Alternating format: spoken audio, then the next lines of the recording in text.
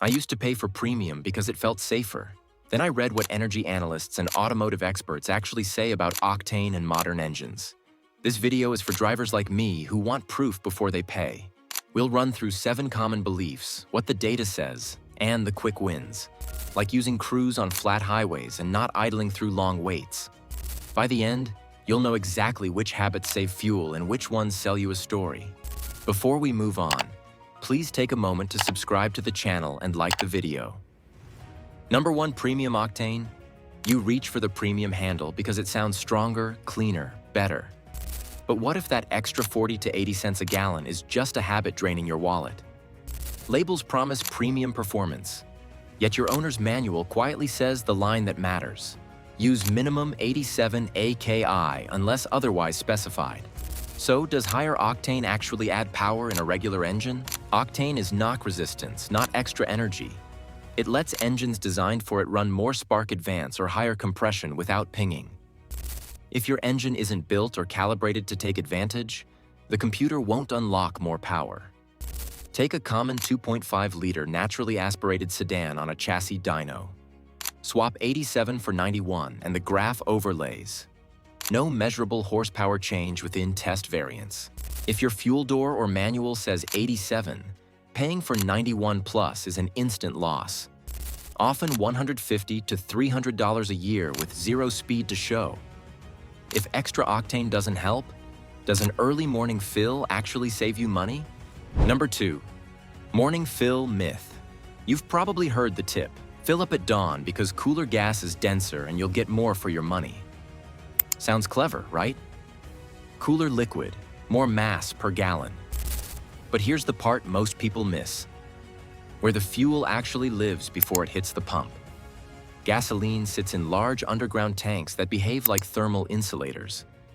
Down there, temperature barely budges from morning to afternoon, so the fuel's density hardly changes over the day. And the dispenser isn't weighing anything. It's measuring volume. The meter is calibrated to deliver a set volume whether the fuel is a tad cooler or warmer, so a denser gallon doesn't exist at the register. Weights and measures agencies have checked this. They see minimal variation at retail pumps because the system is designed to stay stable.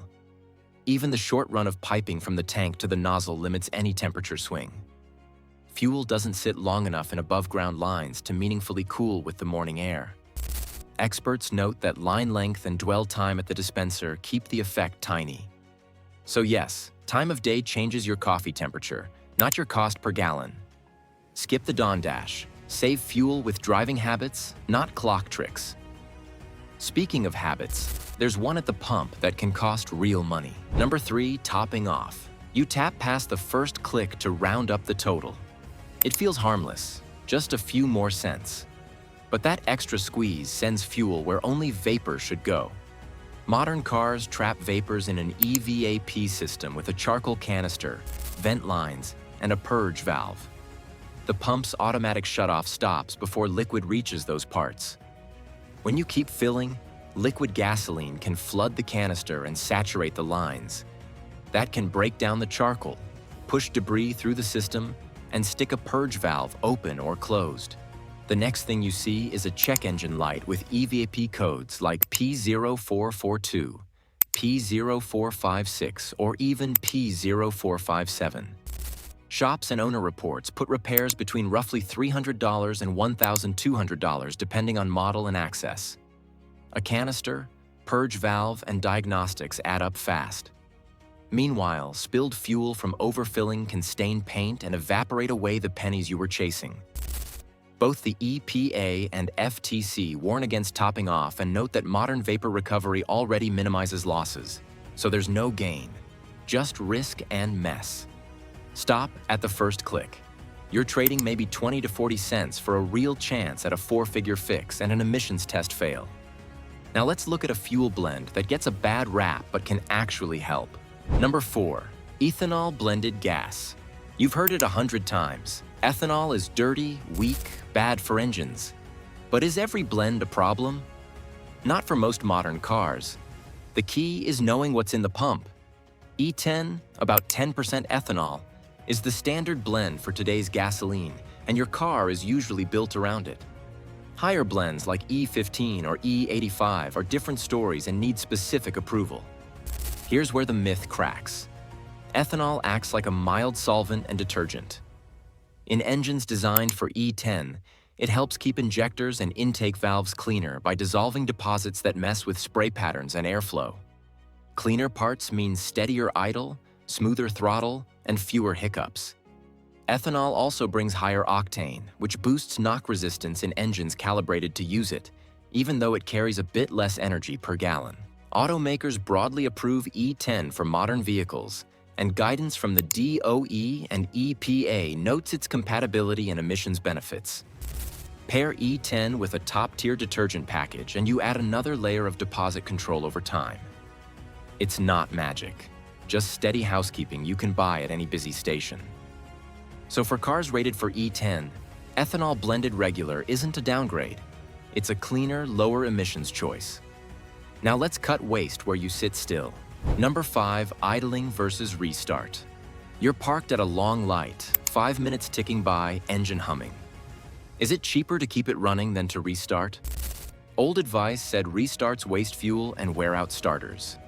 That was carburetor logic. With modern fuel injection and stronger starters, the math flipped. Idling burns roughly 0.2 to 0.5 gallons per hour in many cars. A warm restart uses fuel equal to only a few seconds of idling. Past about 10 seconds, letting it run costs more than shutting it off and turning it back on. Research-backed guidance lands on a simple rule. If you'll be stopped longer than 10 seconds, switch off. Automakers built start-stop systems around this reality because the savings are real and the components are designed for frequent cycles. Starters and batteries today handle far more restarts than older systems, and normal daily use won't wear them out quickly. Here's a quick case. Idle just 15 minutes a day at 0.3 gallons per hour. That's about 27 hours a year, around 8 gallons gone, and more if your engine idles richer or runs accessories. Multiply by current prices and you're donating money monthly. So if you're waiting, shut it down after 10 seconds. Now, about octane and mileage. Higher isn't a shortcut. Number 6, higher octane does not equal higher MPG. Maybe premium doesn't add power, but could it quietly boost your MPG? That belief hangs on one assumption. Higher octane means more energy. It doesn't. Octane rates knock resistance, not how much energy the fuel carries, and across grades, the energy per gallon is essentially the same. In an engine calibrated for 87, the ECU won't switch to a more aggressive timing map just because you filled 93. The knock sensors are there to protect, not to hand out hidden efficiency. Controlled tests back this up. Trip-to-trip differences drown out any tiny change from octane in cars built for regular. You'll see the same commute swings from wind, traffic, and tire pressure. AAA's testing and federal guidance both report no statistically significant MPG improvement in vehicles designed for regular fuel. The exception is narrow. Engines that clearly advance timing on higher octane or are labeled premium required. Those are engineered to exploit it. Regular engines aren't. So if your fuel door says 87, paying for 91 or 93 is a subscription fee to nothing. Over a year of normal driving, that's about $100 to $300 gone with no measurable mileage gain. If fuel grade isn't the lever, maybe the station's brand matters. Is cheap gas actually dirty? Number 7, cheap gas versus fancy labels. You've heard the warning. Discount stations sell dirty gas that will clog injectors and wreck your MPG. The reality is less dramatic. Every gallon on a U.S. pump must meet federal and state fuel and detergency standards. That baseline means legal fuel shouldn't damage your engine on contact. The real difference is in additive strength, not whether the fuel is clean or dirty. Here's what matters. The EPA sets a minimum for detergents.